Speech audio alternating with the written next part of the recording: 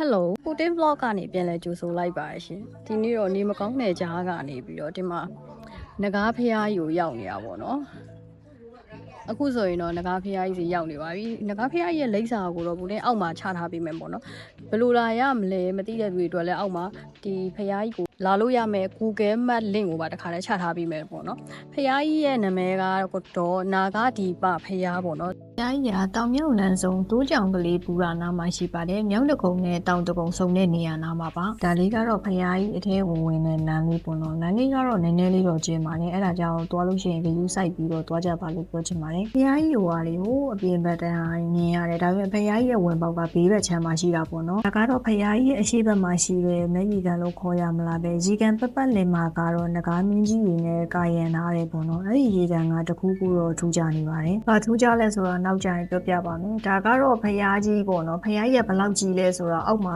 လာကြည့်လိုက်တော့လူကသူသေးလေးကိုဖြစ်သွားတာငကားဖြူကြီးရဲ့အနီးကတော့ရေကန်ထဲမှာသွားပြီးပေါ်နေတယ်ပေါ့နော်အမှန်တော့ဒီဖျားကြီးကဒီ2019ခုနှစ်ကစပြီးတော့တည်ဆောက်နေတာပေါ့နော်ဒါပေမဲ့အခုမှစပြီးတော့ထိတင်ဖြစ်တာပါ9နှစ်လောက်ကြာပြီးတဲ့နောက်ပိုင်းမှာတော့ဖျားကြီးကို2လပိုင်း3ရက်နေမှာစပြီးတော့ထိတင်ခဲ့ပါတယ်ပူတင်တို့ကတော့ထိတင်ပြီးတော့နောက်တစ်နေ့မှရောက်သွားခဲ့တာပါဒါကတော့ဖျားကြီးရဲ့ဘေးဘက်မှာရှိတဲ့အဆောင်ဘလူးနဲ့မင်းကြီးနှစ်ပါးပေါ့နော်ပူတင်တို့သွားတဲ့ချိန်ကတော့နေအရန်ပူတဲ့ချိန်ပေါ့နော်2နာရီလား3နာရီလားမသိဘူးဒါပေမဲ့ဖျားကြီးရဲ့ဝင်းထဲမှာတော့ပူလဲလို့မခံစားရပါဘူးဘာဖြစ်လို့လဲဆိုတော့ဒီဖျားကြီးရဲ့အပေါ်တက်မှာဆိုလို့ရှိရင်လည်းလေကတော်တော်လေးအေးရပေါ့နော်ပူတင်တို့ပထန်းရွနေတော့ကတော့မှလေလေးအေးဆက်လာပဲအရန်နေလို့ကောင်းတယ်ဒါကတော့ဖျားကြီးရဲ့အောက်ခြေပတ်လေပေါ့နော်ဒီဖျားကြီးရဲ့ဒီအသေးချပြောခြင်းနဲ့ထူးခြားချက်ကပါလဲဆိုတော့ဒီဖျားကြီးကိုကလေငကတိုက်အဆက်အနွယ်လေးတွေ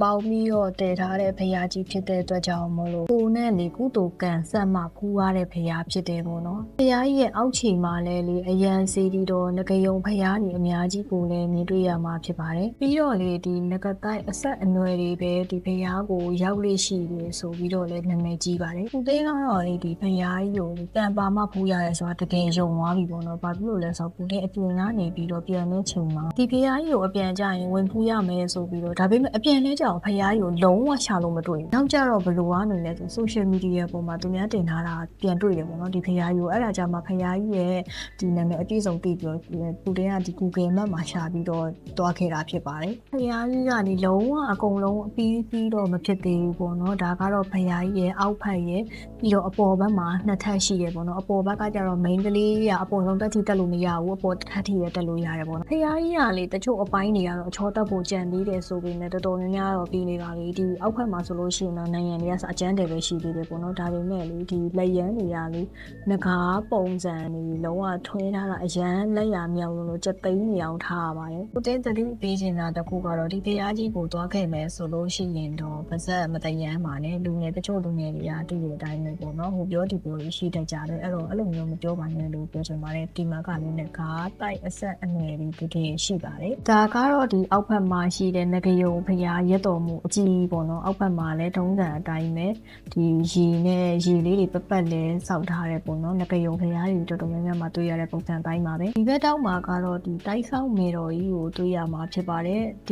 ထုထားတဲ့ပပူးလက်ရလည်းတော်တော်လေးကိုလက်ရမြောက်တယ်လို့တော်တော်လေးကိုစက်သိမ်းမွေးမြင်းနေထားရလောက်တဲ့အထီကိုကြည့်ဖို့လည်းကောင်းတယ်ပေါ့နော်ဒီဘက်အချမ်းမှာကတော့ဒါကတိုက်ဆောက်ပူပူးကြီးပေါ့နော်ပေါ်ပါကလေညမ်းနေဖြုံလို့ပြုတဲ့အနီးသက်တော့မရိုက်ခဲ့ပါဘူးဖျားကြီးကလေအခုမှသီးတင်ပြီးစီးတာဆိုတော့တိတဲ့လူတိတ်မရှိသေးတော့လာတဲ့လူလည်းတော်တော်လေးနေပြီးတော့တော်တော်လေးအေးချမ်းတဲ့တိတ်ဆိတ်ပြီးတော့ဘယ်လိုပြောမလဲအေးဆေးကူးလို့ရတယ်ပေါ့နော်ဒါကတော့အပေါ်ဘက်ကိုတက်တဲ့လေကားပါအပေါ်ဘက်ကိုတက်တဲ့လေကားလည်းထုံးစံအတိုင်းပဲပေါ့နော်ဒီနေ့မှာနဂါအဖြူလျံပုံစံကြီးနဲ့စောက်ထားတဲ့အတွက်ကြောင့်မလို့ကြက်သိမ်းနေထားရပါတယ်ဒါကတော့ခုနကပူတင်ပြောတဲ့အပေါ်ဓာတ်ပေါ့နော်အပေါ်ပထမဓာတ်အပေါ်မှာကစောက်နေစေပဲပေါ့နော်စောက်လို့တော့မပြီးသေးဘူးဒါပေမဲ့တက်လို့တော့ရတယ်ဒါပေမဲ့အမျိုးသမီးတွေတက်လို့မရပါဘူးစာတော့မကတ်ထားပေမဲ့အမျိုးသမီးတွေတက်လို့မရပါဘူးအဲ့ဒီအတွက်ကြောင့်မလို့မတက်ပါနဲ့အပေါ်ဆုံးဓာတ်ကလေတော်တော်လေးလည်းမြင့် ပါလေအဲ့ဒါကြောင့်အမြင့်ကြောက်တဲ့လူတွေဆိုလို့ရှိရင်တော့တက်ဖို့မတင်တော့ပါဘူးဒါကတော့အပေါ်တက်ကဒီမြင်ရတဲ့မြင်ကွင်းလေးပဲဖြစ်ပါတယ်ပူတင်သွားတဲ့ရက်ကဂျာရက်လေးလည်းဖြစ်တာကြောင့်လူရှင်းတဲ့အတွက်ကြောင့်မလို့ပူတင်ကတော့ပထန်ကြီးကိုပတိစိတ်ပြီးမှပဲပြန်ပါတယ်အပြင်မှာလေးနေတော်တော်ပူနေပေမဲ့ဖယားကြီးရဲ့ဒီအပေါ်တက်မှာကတော့လုံးဝနေလေးကအေးပြီးတော့တော်တော်လေးကိုနေလို့ကောင်းပါတယ်လုံးဝကိုမပူပါဘူးအခုဒီရေကန်ကြီးထူထပ်ချက်ကိုပြောပါတော့မယ်ဒီရေကန်ကြီးရဲ့အရှိမလေးပူတင်တို့ဓာတ်ပုံရိုက်ကြတယ်ပူတင်ပုံရဲ့ပူတင်ရဲ့အတော်ပုံတွေနှစ်ယောက်ပေါ့နော်တယောက်ကလေးစီရိုက်ကြပါတယ်အဲ့ဒီမှာဘာဖြစ်လဲဆိုတော့ပူတင်အတော်ပုံကပေါ့နော်ဒီအရှိမရက်ပြီးတော့တေချာ focus ဘလောက်ပဲချင်းချင်းပုံကလေလုံးဝအကြည့်မထွက်တာပါပြီးတော့လေရိုက်လာတဲ့ပုံကလည်းဒီသူ့ဖုန်းနဲ့လုံးဝဘလို့မှပြန်ကူးလို့မရအောင်အဲ့လိုမျိုးဖြစ်နေတာပေါ့နော် something နဲ့2026မှာအကုန်လုံးကိုပြောင်းလဲပြစ်တော့မလို့ကျင်းဝါထားတဲ့ပူတင်တယောက်ဒီငကယုံဖျားကြီးကိုပူးပြီးတဲ့အချိန်မှာတော့စိတ်ထဲမှာဘယ်လိုခံစားရလဲဆိုတဲ့ feeling ကတော့2026မှာငကားဖျားကိုလာပူးပြီးသွားပြီဆိုတော့တချို့လူတွေငကားမှန်းတည်းမောက်ထောင်ပြမှာဖြစ်တယ်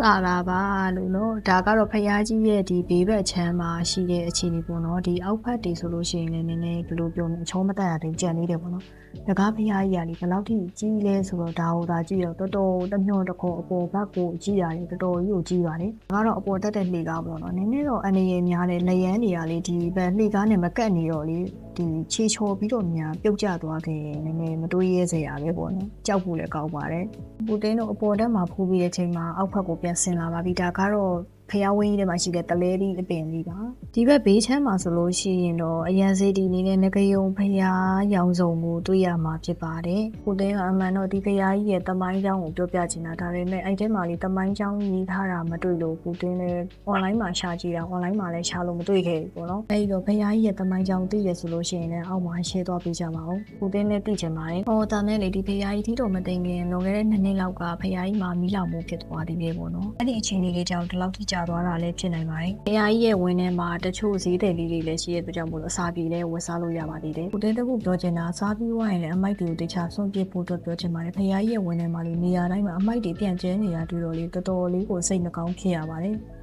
ခုဆိုတော့ပူတင်တို့ဒီမှာဖျားပူပြီးတော့ပြန်มาတော့မယ်အဲ့တော့ဒီနေ့အတွက်ပူတင်ရဲ့ vlog လေးကအကျိုးရှိရဆိုရင် like share subscribe follow လုပ်တော့ကိုလည်းမမေ့ကြနဲ့အောင်နော်အားလုံးပဲနောက် vlog မှာပြန်တွေ့ကြပါမယ် YouTube channel မှာလည်းကြည့်လို့ရတယ်နော်အဲ့တော့အားလုံးပဲပူတင်နဲ့တူနောက် vlog မှာပြန်တွေ့ကြပါမယ်အားလုံးပဲ bye bye